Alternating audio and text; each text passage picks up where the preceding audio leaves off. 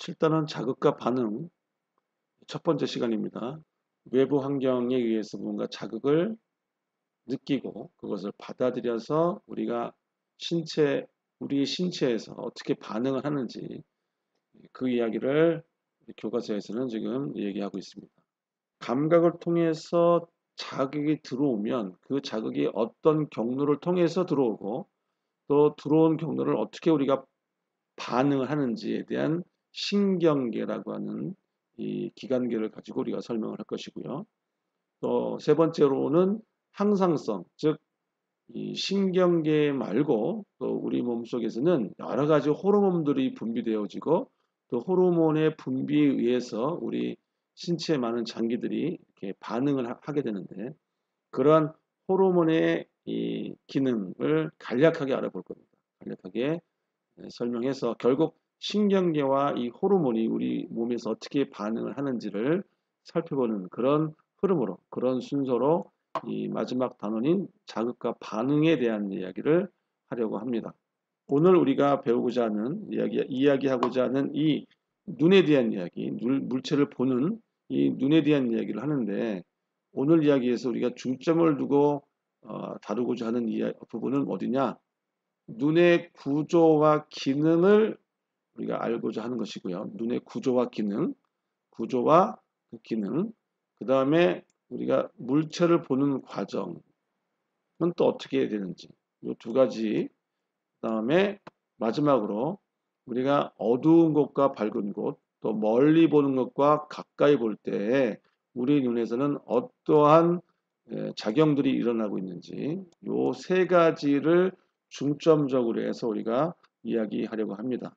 자, 우리 몸에서 반응이 일어나도록 주변의 환경 변화, 그러니까 그것이 뭐 냄새가 됐든 소리가 됐든 또 우리 어떤 시각을 눈을 자극하는 어떤 물체의 모습이라든지 또 뭔가 이렇게 피부에서 느낄 수 있는 여러 가지 온도의 변화 또 통증의 변화 여러 가지 것들 그러니까 내 몸에서 무언가를 느끼고 반응을 보일 수 있도록 하는 모든 환경의 이 변화 이것을 우리가 자극이라고 하는 단어로 표현하고 있고요.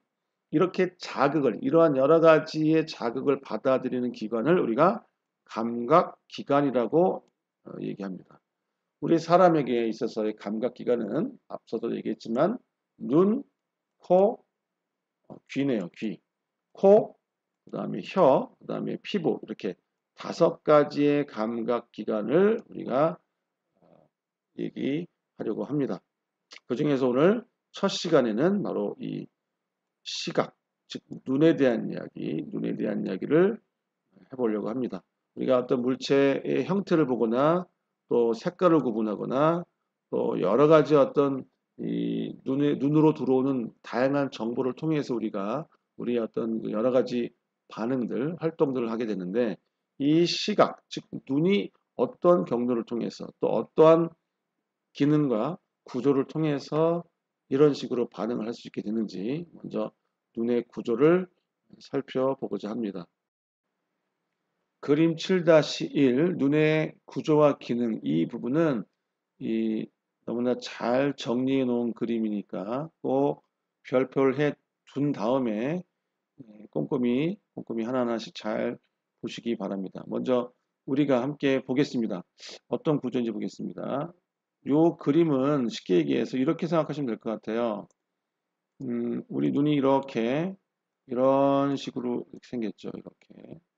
그럼 이거를 이 앞에 보여지는 눈 말고 뒤에 우리 눈 속에도 이제 이러한 눈 뒤에 이렇게 큰 이제 구슬 모양의 이제 그 덩어리가 있는데 그 부분까지 옆으로 쭉 잘라 놓은 것을 위에서 이렇게 본 것이다라고 생각하면서 이 그림을 보면 좀 더 이해하기가 쉬울 것 같아요.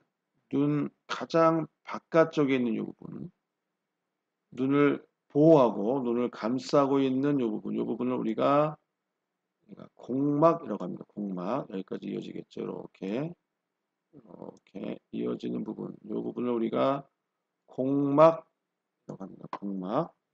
이 공막은 눈의 형태를 일정하게 유지해 주면서도 우리 눈의 내부를 보호해주는 역할을 담당하고 있고요. 이 공막이 우리 눈 앞쪽으로 오면서 이렇게 앞쪽으로 툭 튀어나와 있는 이렇게 변형된 부분이 있는데 이걸 우리가 각막이라고 합니다. 각막. 빛이 들어오기 시작하는, 빛을 받아들이는 눈의 가장 바깥쪽에 있는 얇은 투명한 막이다. 이렇게 생각하시면 될 것 같고요. 이 공막 그 다음에 중간에 있는 요 빨간색 부분으로 되어 있는 요 부분을 우리가 맥락막이라고 합니다. 맥락막. 아시죠? 이 부분을 우리가 맥락막이라고 합니다.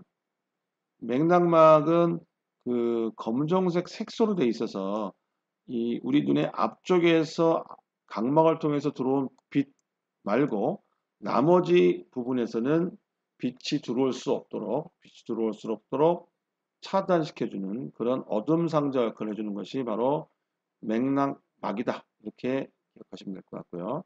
또 우리 눈의 가장 안쪽에 있는 이 그림상에서는 현재 노란색으로 이렇게 표시되어 있는 이 부분을 우리가 가장 안쪽에 있는 막, 그래서 망막이라고 합니다. 망막.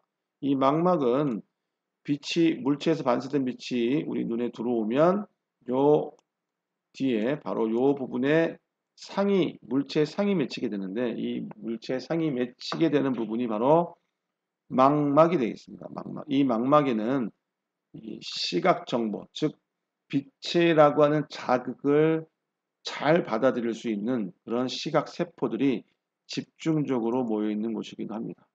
눈과 눈동자 이 부분을 우리가 홍채라고 합니다. 홍채. 이 부분을 우리가 홍채라고 하고, 그러니까 쉽게 얘기해서 이제 빛이 들어오는 그 눈동자라고 하는 부분이 이제 여기인데, 이 부분을 우리가 동공이라고 합니다. 동공. 이 부분을 우리가 수정체라고 하는데, 수정체 부분에서 빛이 굴절이 됩니다. 이 수정체는 혼자서 두꺼워지거나 얇아지질 못해요. 그래서 이 수정체의 두께를 조절해주는 바로 이 부분을 우리가 선모체라고 합니다. 선모체. 눈의 가운데 부분, 이 부분은 비어있는 그런 곳이 아니고 유동성 있는 그런 액체 물질로 가득 채워져 있어서 우리가 둥그런 눈의 형태를 띌 수 있도록 그렇게 잡아주는 역할을 해주는 부분이 바로 우리가 유리체라고 합니다. 유리체. 이 부분은 바로 이제 우리가 시각신경이라고 하는데 이 부분에 물체의 상이 맺히면 그 물체가 무엇인지를 빛이라고 하는 그것을 통해서 우리가 받아들이면 이게 이제 시각세포가 몰려 있다고 그랬는데 이 시각세포에 의해서 정보들이 취합이 되면 즉 자극을 받아들이면 이 받아들인 정보를 시각신경이라고 하는 전달해주는 그런 길이에요. 전달시켜주는 그런 길을 통해서 우리 뇌에게 전달해주는 그런 시각신경으로 이렇게 구분될 수 있겠습니다. 가장 바깥쪽에 있는 공막, 중간에 있는 맥락막, 가장 안쪽에 있는 망막, 그리고 가장 바깥쪽에 있는 공막 부분이 눈 앞쪽에서 변형되어져서 툭 튀어나온 형태로 변형된 각막, 빛의 양을 조절해주는 동공의 크기를 조절해주는 홍채 부분, 그리고 빛이 들어오면 빛을 굴절시켜주는 그런 여기 수정체, 빛이 그냥 통과하는 유리체, 상이 맺히는 망막, 또 시각 정보를 전달해주는 시각신경, 이런 식으로 눈의 구조와 기능을 정리해주면 좋을 것 같습니다. 네, 눈의 구조와 기능에 이어서 눈의 구조와 기능을 우리가 지금 알아봤고요. 두 번째로는 물체를 보는 과정을 이 구조와 기능을 배우고 난 다음에 우리가 설명할 수 있는데 다시 한번요. 물체를 보는 과정을 다른 말로 하면 시각 성립 경로가 무엇입니까? 라고 물어보기도 하는데 자, 물체에서 반사된 빛이 눈의 가장 바깥쪽에 있는 각막을 거쳐서 빛이 들어오고 동공을 통해서 빛의 양이 조절된 후에 수정체에서 빛이 굴절되고요. 유리체를 통과해서 망막의 상이 맺히면 망막에 있는 시각세포에서 자극을 받아들이고 그 받아들인 시각 정보들을 시각신경이라고 하는 신경계를 거쳐서 뇌로 전달되어지면 우리는 물체가 무엇인지 바르게 인식할 수 있다. 그렇게 설명하면 되겠습니다. 학습 목표의 세 번째, 바로 눈의 조절작용인데, 즉 여기서는 우리는 어두운 곳과 밝은 곳에서 우리 눈에서 어떤 또 작용이 일어나는지, 또 멀리 보는 것과 가까이 있는 물체를 볼 때는 우리 눈의 구조가 어떻게 조절되어지는지를 지금 시간에 살펴보도록 하겠습니다. 가까이 있는 물체를 볼 때, 가까이 있는 물체, 지금 이 동상 보이죠? 가까이 있는 물체를 보면 앞쪽은 뚜렷하게 보이고 뒤쪽은 흐려지는 거. 또 멀리 있는 물체를 볼 때는 반대로 멀리 있는 물체는 뚜렷하게 보이지만 가까이 있는 물체는 이렇게 흐릿하게 보이죠. 가까이 있는 물체를 볼 때는 수정체가 두꺼워집니다. 이렇게 두꺼워지면서 상이 맺힐 수 있도록 도와주는데, 제가 눈의 구조와 기능에서도 설명드렸지만 수정체는 스스로 두꺼워지거나 얇아질 수 없다고요. 누구에 의해서? 수정체와 연결되어 있는 요 선모체에 의해서, 선모체의 수축 또는 이완에 의해서 수정체가 두꺼워지기도 하고 얇아지기도 하는데, 여러분들이 여기서 반드시 기억해야 될 것은 수정체가 두꺼워질 때, 즉 가까이 있는 물체를 볼 때는 수정체가 두꺼워진다. 이렇게 기억하시면 될 것 같고요. 반대로 멀리 있는 물체를 볼 때는 수정체가 얇아진다. 이렇게 이해하면 될 것 같아요. 자, 그림 7-3은 우리 눈의 조절 작용 중에서 빛의 양에 따라서 우리 눈에서는 어떤 변화가 일어나는지를 아주 알아보기 쉽게 두 장의 사진으로 지금 표현하고 있습니다. 즉 빛의 양이 적을 때, 즉 어두울 때와 빛의 양이 많을 때 우리 눈은 어떻게 작용을 하느냐. 먼저 어두울 때, 즉 빛의 양이 적을 때는 말이죠. 여기 보세요. 우리 눈의 눈동자가 커졌어요.